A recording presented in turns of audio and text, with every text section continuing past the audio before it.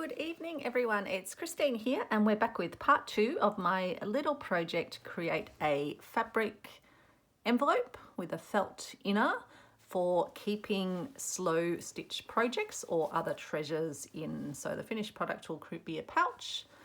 It will have this nice little flappy feature. It will have a range of embellishments, including some I have unpinned off it. It will have these little flaps sewn down and it will be embellished on the front. So since we were last on video together, I've just done 2 bits. I stitched this one down just with some little over stitches around the edge using a variegated thread from Anchor. I find they're pretty good to work with. They're probably not quite as silky smooth as the Wonderfil ones. This is my beautiful box from my birthday prezzies. But they're pretty good, and I think they're a bit more affordable than the Wonderfil ones, just a bit cheaper. And I think they come in some different colours than the Wonderfil. That one's a Wonderfil and this one's the Anchor one. So I'm just using that one. And because the embroidery, this was from an old vintage piece, because it has quite a few threads behind it, it's got a slightly nice raised effect when it's sewn on. And then this was the piece of cut work that I took off an old vintage piece as well. And I just went around and did a running stitch with a long stitch on the back and a small stitch where I just popped up and then popped down in about the same spot. Did that along those 2 edges. And then here I just did little over stitches over the edge here, but not coming through to the back. So with that, you're basically just picking up a little bit of the fabric at the front and using your finger so you're not going right through to your finger, and then you're just putting in a stitch and going over and doing the same thing. And likewise here, I actually went around, so I would pop out and go around and then come back down on the other side of these pieces here. So that's what I've done there, and then I just pass my needle sort of through between the 2 layers of fabric, again with my finger resting on the back. And just popped up and put a few little dot stitches around, mainly where this was, so you can't even see them, just to make sure this was fully adhered to the flap, because that's probably the main way it will be opened up. So I wanted to make sure it was nice and robust. Could probably do a few little stitches around there, but I think it's just a little loose thread from when I was cutting it the other day. But that's the beauty of slow stitch. You have pieces that are sort of just, they show a little bit of beautiful age to them. It's nice not to have things that look totally new.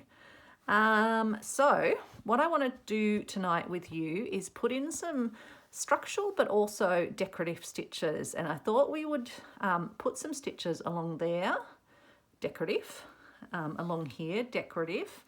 This one I'll probably just use a basic cotton for because it's going to be hidden under the flaps. And then we'll probably do the same, but we might not get to it tonight, along the bottom here and along there. This will be taken care of when we're stitching down this fabric, and we'll probably stitch this one down and stitch this one down, and then we might just add some if we feel like we need it, or maybe just a sort of something that integrates with that. But let's get going here. So we're just going to do a basic running stitch, and I've already got my needle threaded up because I had a bit of a disaster, well, a couple of disasters tonight actually as I was starting to film. This is, I think, my 3rd attempt or 4th attempt maybe.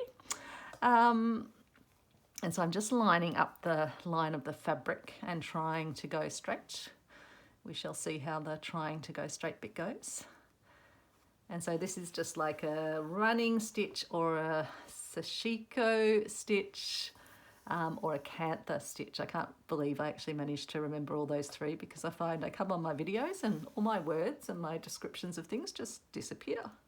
It's like my brain just, I don't know, goes to mush. So thank you for persevering with me. Thank you to those of you that have clicked the subscribe button. It means a lot to me. It's just lovely to be growing this little community, and I just love when I see people's names pop up again in the comments, or where I can make a connection with someone else that loves this loves this form of stitching and being this little community. I do feel like we've got a little slow stitch community, which is lovely. So I'm going through the outer layer of fabric, the inner felt, and coming out on the other side as well. And it's just going to help make the piece cohesive, if it makes sense, rather than having the fabric sitting separate to the felt. But at the same time, it can be decorative as well, and that's why we're using a nice thread for it. And the sooner I can get some of these things in, the sooner I can take some of the pins out, because I just hate working with pieces that have pins in them. That's why on some of my fabric collage pieces, I even use just a bit of Yoo-hoo glue when I'm working with small pieces, just to get the pieces down and not be haunted by pins as I'm stitching. Because I just find the pins invariably end up poking into you, or you just can't hold the fabric the way that you actually want to. Hopefully you can see that okay. I don't know if I need to bring you down at all, but then I'm worried I'm going to go off camera. But it's basically just a running stitch. Hopefully I'm not going too much up and down or wobbly. But again, it doesn't have to be perfection. It's just about doing it and enjoying it. And having something that you've created, that you've made. I'm going to take this pin out because it is bothering me. So I hope you're all doing well. I hope you are having a good day. It is, oops, I've just jumped a bit too far up there. After saying it's not about perfection, I will just try and get that to look slightly less minky. So yeah, hope you are having a good day. And it is, yeah, Monday here, start of the working week. Weekends always flash by. This one was no exception. We actually did, well, but mainly me actually, did a big reorganize. So previously my room that I do crafting in was also my home office, was also a spare bedroom, and just things sort of weren't, yeah. And then the printer was in another room, and other stuff was kind of all spread out. So the spare rooms weren't really performing a good function for any of the things we wanted to do with them. So I came up with a bit of a reorganization plan and went ahead and yeah, did that on the weekend. So Alex took it nice and easy, but I was busy moving things around. So now, excitedly, I have a craft room. I still have my home office in here, but that's just over in the corner. That's all I need. A laptop and a monitor and not too much else. The printer's now moved in here, which is handy because I do use that for my crafting works. But I've got so much space in this room, which is just lovely now. So now I can think about how I plan and organize it. Most of my materials and fabrics and other goodies are just in plastic tubs. I found a size I really like because it doesn't get too heavy when it's fully loaded, and they stack, and I can put labels on them. So I'm planning to still keep using those, but yeah, it's just giving me plenty more space in here where I can probably have some other tables and other areas to lay out work on, and other flexibility. So I'll have a think through that. So you probably won't see a craft room tour just yet because I might do a bit more of that organising. But even just doing the organising, sorting through my tubs and sort of getting like similar fabrics, etc. together, it's so much easier to do that now because I just have the space to do that. So, and it's a lovely room. It's my favourite room in the house. Just gets beautiful sunlight through the window. But it's good having the computer away actually, because in summer it gets very hot by the window. Sometimes the computer actually gets too warm. I have to put the aircon on just for the computer. But I am hoping now I can kind of, not necessarily in the heat of summer, but certainly through winter and autumn and spring, leave the window open even in the arvos where normally it would be sort of blaring onto my face and just be a bit too warm. So that's the plan. So you can see the variegation of the thread changing across that, as well as my stitching getting slightly wonkier. I think it's okay though.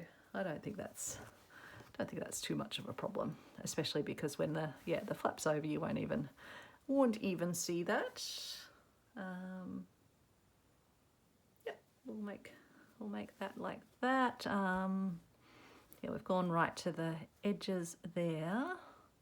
So I might tie that off there because, as I mentioned, I'll probably just use just a regular cotton down the edge there. I'll probably just take this through into here where we won't see the end. So it's always good if you want to tie off and cut off at the sort of where you won't see your threads. Okay, so that's that stitch done there. I'll probably do the similar along the bottom, I think. Yeah, I think that's probably a good idea. So I might use this same thread along the bottom. So I'm just tying that. I think I went off camera.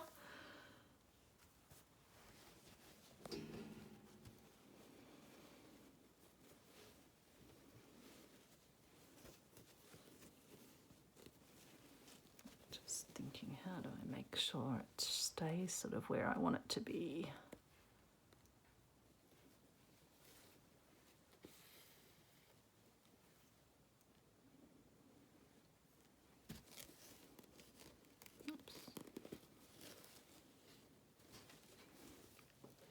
I hope you had a lovely weekend. Love to hear what you got up to. Anyone else doing some crafting reorganisation? I must admit, when I see those videos pop up of people giving craft room tours or popping on their videos of their time-lapse reorganisation, I do enjoy watching them. It's nice to have a virtual wander through other people's crafting spaces. Love to hear as well what your sort of must-have sewing area storage solutions are.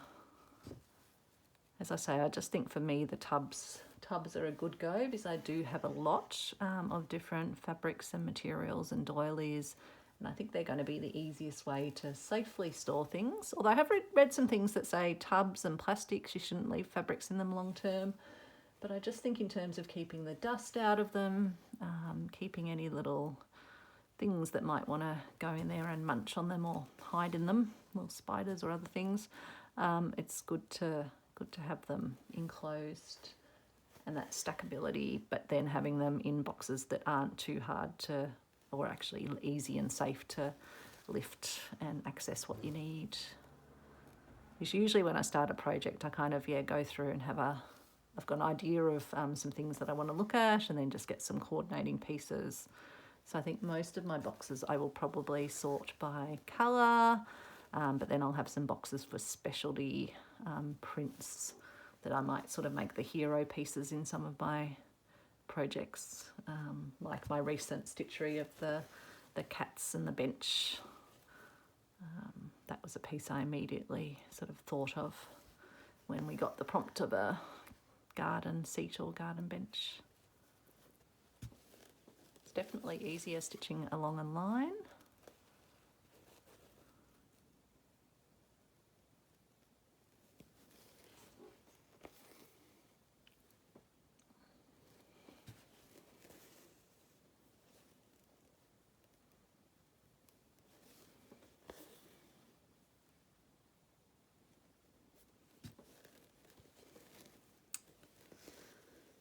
I think our friends, sewing friends, have either arrived or be arriving in Paris to start their foraging tour for sewing goodies. And I saw today that Lisa Mattock's offering a sort of a monthly subscriber service to get some beautiful threads that have been made for many, many years in France.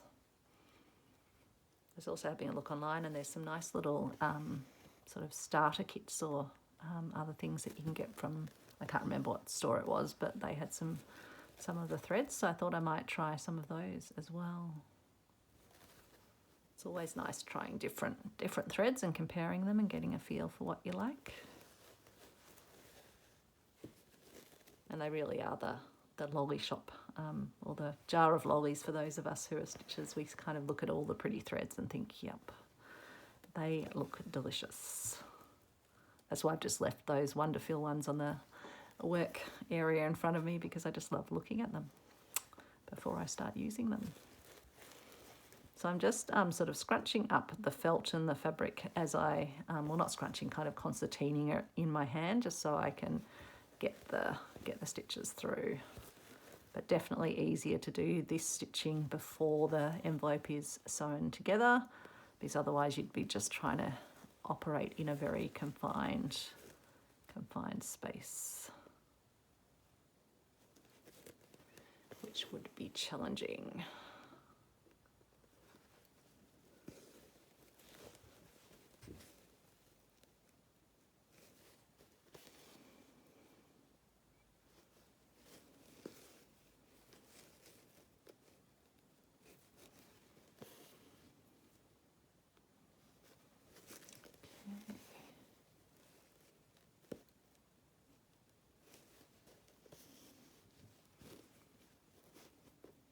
Definitely let me know if you're doing this little project yourself or planning to do this project yourself, and I'd love to see your finished product, whether it's on Instagram or anywhere else, or post a link down in the comments. I was just watching my stitchy friend Martha, who's doing 100 Days of Hearts, making these beautiful little fabric hearts using all different techniques and designs on them. And she was doing a beautiful little ladybug. So she'd stamped the fabric with some new stamps that she got, and then was sewing over the stamped image. Just feeling where the felt goes up to here. So only another stitch or so.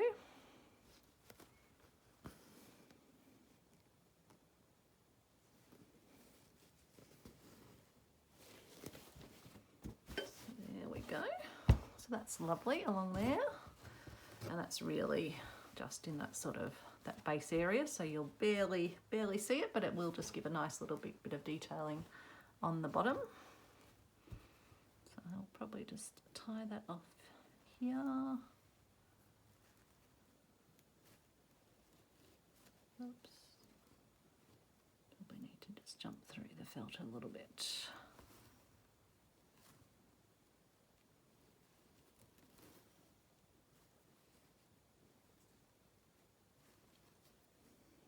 And you want to keep it relatively sort of neat on the inside, just because yeah, you don't want anything that would catch as you're putting your hand or your work in. Okay, I'll keep that little bit of variegated thread for another little project. Put that over there. So as you can see, it's just given us some really good structure here. I might leave the stitching down there because it will just be a running stitch that I do just using a regular cotton. So I also, when I go off camera, well, we could do it, shall we do it now? Yeah, let's just do it now. We'll sew over, because we've got two edges here. I could do a little, do I want to do a little tuck? No, I think I want it to sit flat, so I think I'm just going to do a little over stitch along there. But again, you could tuck under and then sew it down if that was your preference.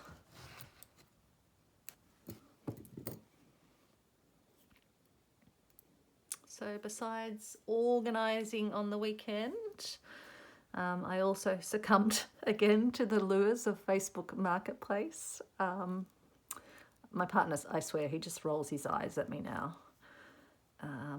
With my Facebook Marketplace fabric and doily purchases. Even when he was in hospital, actually, he was in there and we were just waiting to hear what where he was sort of going to be moved to next. So I was at home with Travis the dog, and something had popped up on Facebook. I should have done, hang on, I'll just put that out. I just want to put the notch behind, not on the front of this Sorry, I get carried away in my stories and don't think about what I'm actually doing. So yeah, Alex was a few weeks ago when he was in hospital, and I was at home with the dog, and I was just browsing Facebook Marketplace. Anyway, something popped up, and I was just like, oh, I really want that. So yeah, contacted the seller. They said, oh yep, you can have that. And I was messaging with Alex at the time because he was just waiting to get an update on what was happening next for him. And I kind of messed up the two messaging things, and so I ended up sending Alex a message saying sort of be there in 20 minutes, which was actually meant for the seller. And he just laughed because he immediately knew that I was talking about going and picking up some Facebook Marketplace purchase. Whereas I'm sure other people would probably think, oh no, my partner's having a clandestine affair or something. But no, it was just me making logistics arrangements to bring more fabulous stitchery goodies into the house. So yes, we did a little. I said to him on the weekend, "Oh, do you want to go to Monbulk? We'll take the dog there. There's a nice park that has a nice lake in it. Nice area where there's sometimes there's platypus there even. So let's go for a Sunday drive." Anyway, it was a Sunday drive with a purpose of going and picking up an entire stash of a family's doilies. So a lady on Facebook Marketplace had listed all of her, just as a bulk lot, was just wanting to clear it all out of all her family's tablecloths and hand-stitched doilies and all sorts of goodies. I wasn't actually aware just how much there actually was. I ended up with two, they're like those big sort of fruit cases, sort of like in reinforced cardboard, and you can't see where my hands are going, but yeah, bigger than, about the size of this felted sort of surface, which again goes beyond where the camera can see. And so those were just jam-packed with doilies and tablecloths, and then she gave me an extra bedspread, a beautiful cotton and sort of in, what would you call it?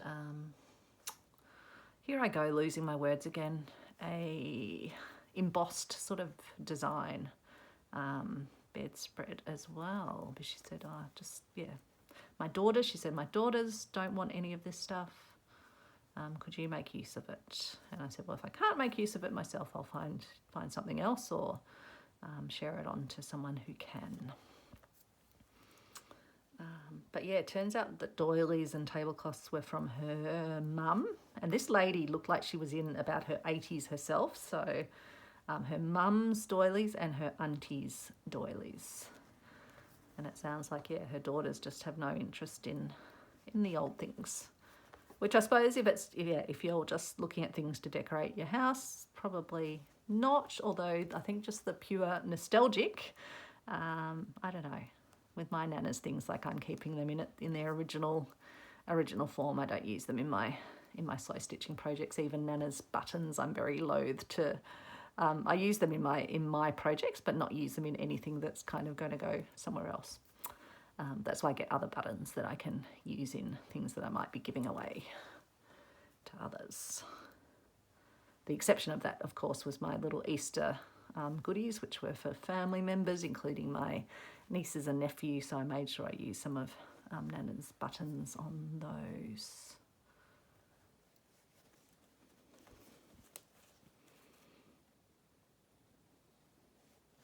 So yes, I'll have something to show you for Thrifty Thursday this week. I didn't know if I would, but always. I really should stop looking, but can't resist a bargain. And there were just some really beautiful designs to the doilies that I just wanted to add to my collection, and probably scan some of them in for when I'm doing paper crafts. And also just using them as inspiration for my own stitching. So what I'm doing here, and I should have said this, is I'm not actually popping through to the outer. I might have done it on a couple of the stitches, but generally I'm just keeping my finger behind and just picking up the top layers. which is quite easy to do when it's a thicker fabric like this. And then just doing these little stitches over the edge of it to just hold it down. And because it's been cut with pinking shears, which was the way I think that was the way the fabric sample came, it's holding and not really fraying or anything, but it's good just to have these stitches in to know that it's going to stay that way and stay secure. Just flipping it back.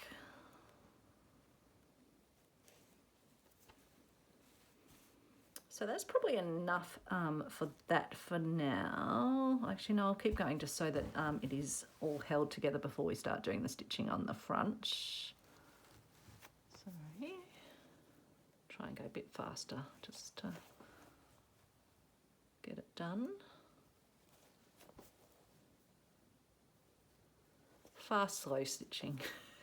Kind of defeats the purpose, doesn't it? Now, I think I can take some pins out. My favourite time when I get to take pins out. Getting rid of the pins.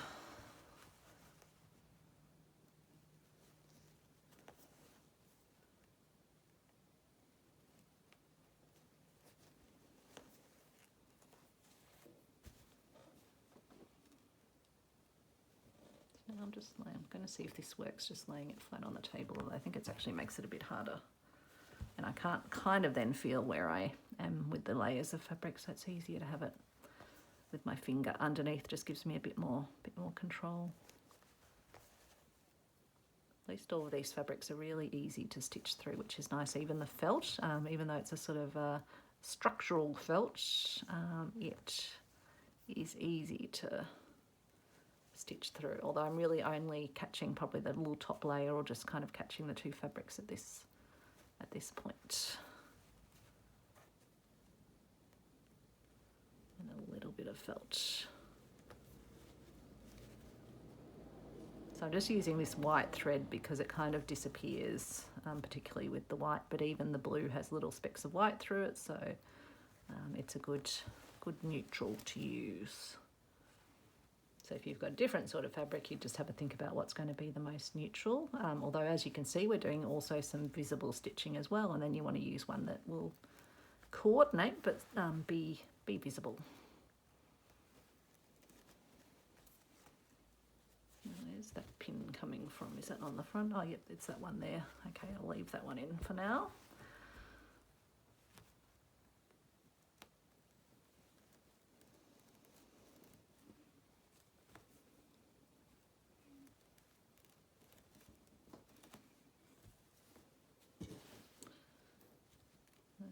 Pick up some bits of felt and just get this tacked down and tacked down. Oh, and I just pricked my finger. Okay. So I will also probably off camera just go and stitch these two edges down as well. But for now, that's enough, I think. Oops, got a little knot there.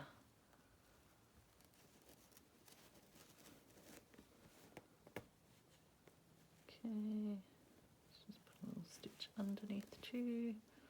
Tie a knot. Okay, good-o. Oops, don't roll away through it.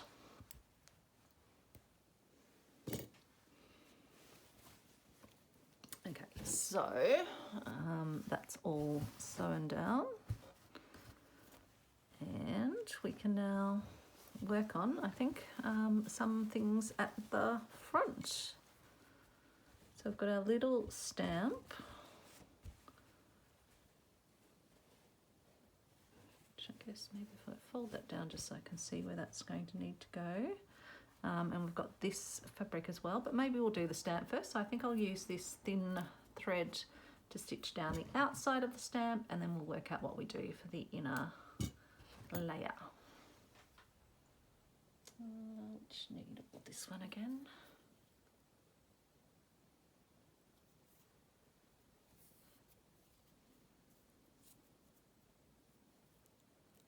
So it's really a project. You can do whatever you want. You can do as much or as little embellishment as you desire. But as I say, suggest you do as much of the embellishment while it's still sort of unfolded, so that you don't have trouble doing the stitching. I might try and can I pop up from underneath? Can I pop up my needle?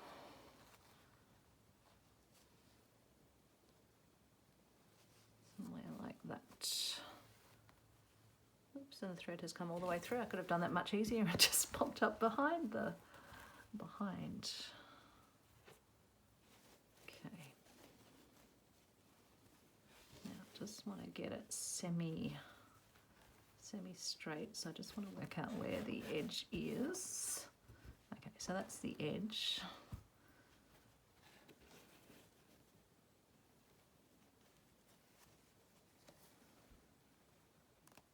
Oops, I pulled my entire, the thread obviously doesn't have a good enough knot on the bottom of it. It's not big enough.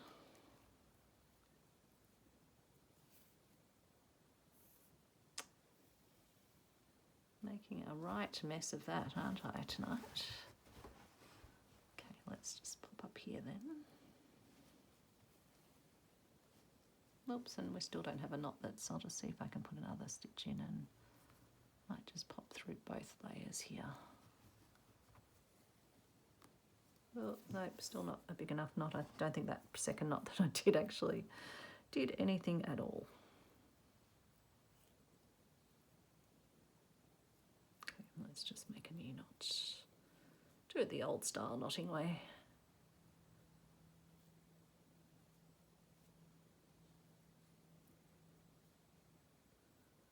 Sure, it's fascinating viewing, watching me tie knots.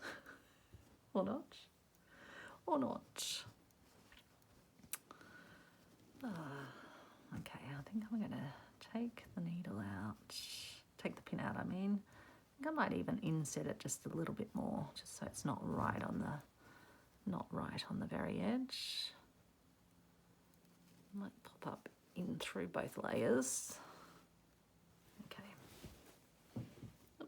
I think I just threw the needle, not the needle, the thread on the ground. Felt it go to the ground. You'll hear as well, or not hear, I've moved my squeaky chair over to the computer desk and using a different chair for crafting now because it was starting to drive me a bit bonkers. Oh, just managed as I was doing that to poke my poor finger.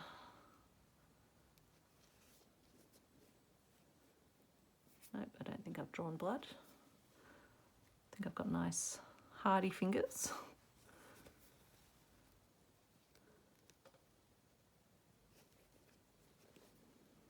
I think my poor nails have taken a bit of a beating lately with a bit of the stresses that have been going on with Alex's health, but yeah, hopefully we're on a better path now.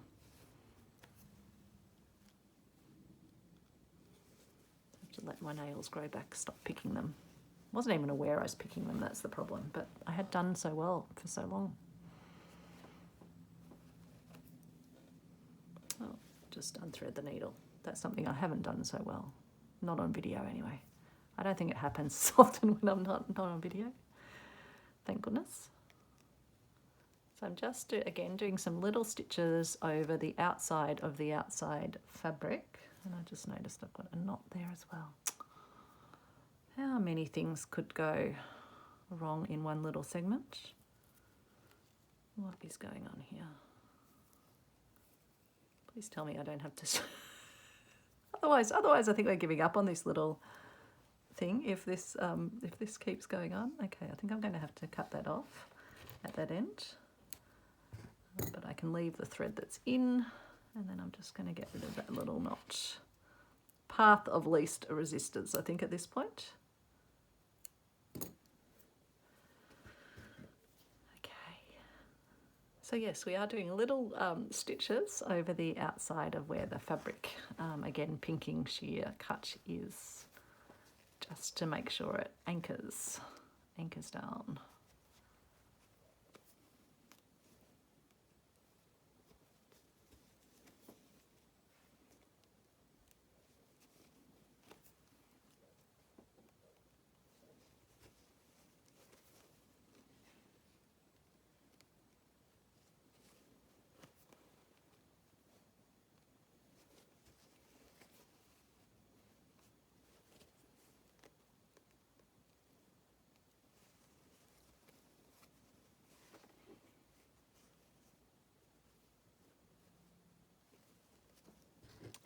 positioning the other fabric to make sure it's sort of sitting broadly where I want it to be.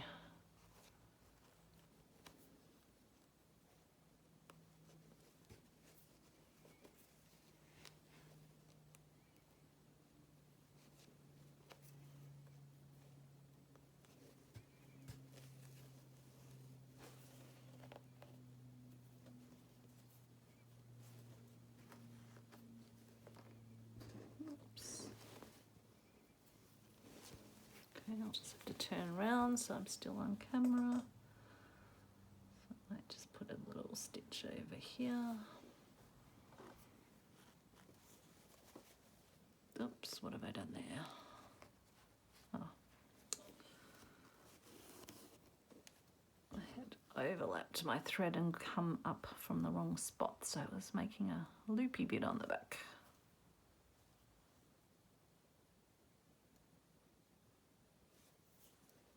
Okay.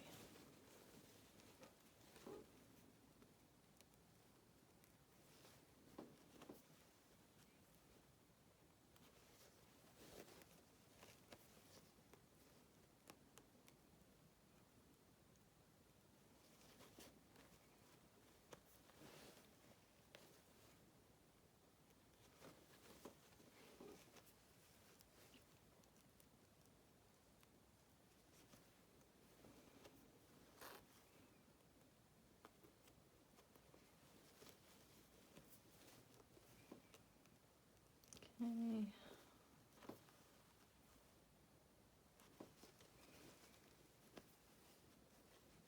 So again, I'm just lining up with the lines on the stripes on the fabric to have the bottom of the stamp lined up with that.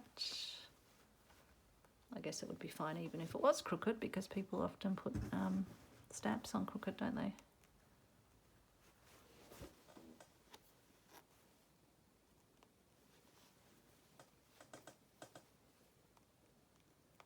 Okay.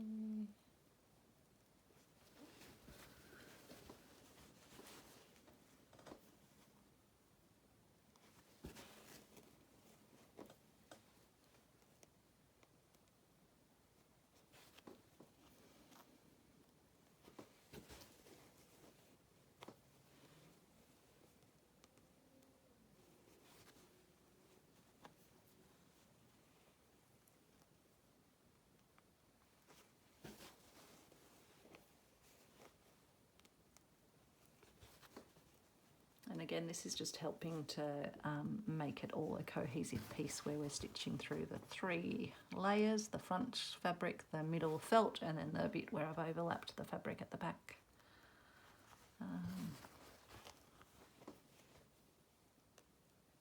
So it's got 2 purposes really. Whereas some of it has 3 purposes: to stitch it all together, to be decorative, and to stitch down pieces. Whereas this one's not as much a decorative one. I mean, it is adding a nice little sort of little dots and little light lines around, but it's mainly the stitching down, the embellishment, and making the piece cohesive.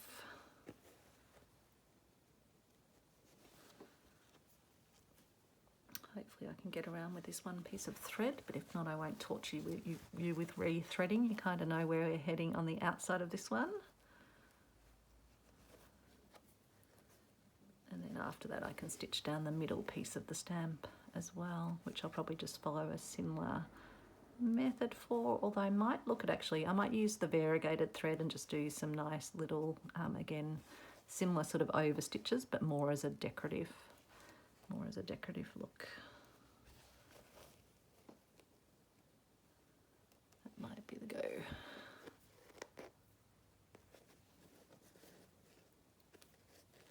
But feel free, do whatever stitches, do little crosses, do knots, French knots or colonial knots, stem stitch, seed stitch, whatever takes your fancy.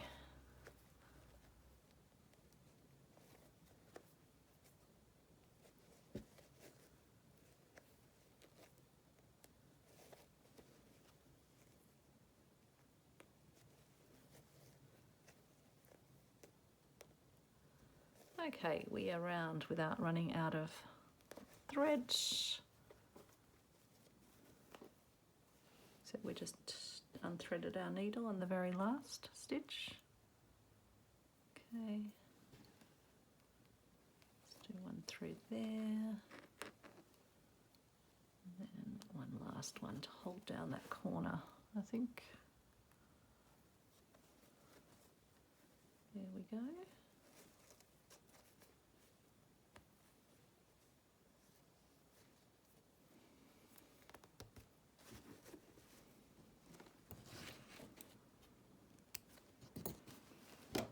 So that is our stamp outer done there, and I'd put one stitch in just to hold the middle section, and then that one I will just stitch down, but again I think I might use this one or maybe this one, I'll decide, to just do some little stitches again over the outside of that, similar to what I did on this piece here. And then I'll need to do some stitching on this one, and I'll just, yeah, again just be putting little stitches through and coming through right from the back layer to make that all cohesive and get this all stitched down. I'll need to work out what I'm going to do with the edges. Will I just finish them off there, or will I wrap them over? I think I'll wrap them over. This one I'll probably wrap into the fold. This one I might even wrap over. I'll just have to have a look. And this one I think, yeah, I'll do up onto the fold. And then with this one, I will probably just do white around it because I want this center design to be the focal point. So I'll just use my thin white thread around that one. And then I think we'll come back in the next video after that, once I've got all the bits down. And once I may do a further decorative stitch along the bottom and maybe along the top and down there. So I might do that in between, and then we'll come back and we'll stitch it together, and then we'll do the embellishments that we're going to do on the flaps. So thanks for persevering, particularly with my little malfunctions with needle and thread. I hope you're having fun if you're following along, or if you've been doing your own stitching and spent your stitching time with me. I really thank you for that. It is lovely to think of this little extended virtual community where we're all stitching together and watching each other's videos, or just, yeah, watching and enjoying and commenting. So yeah, really appreciate it. If you can subscribe or comment or like, or all three, it just makes my day. So thanks everyone. Take care. Bye.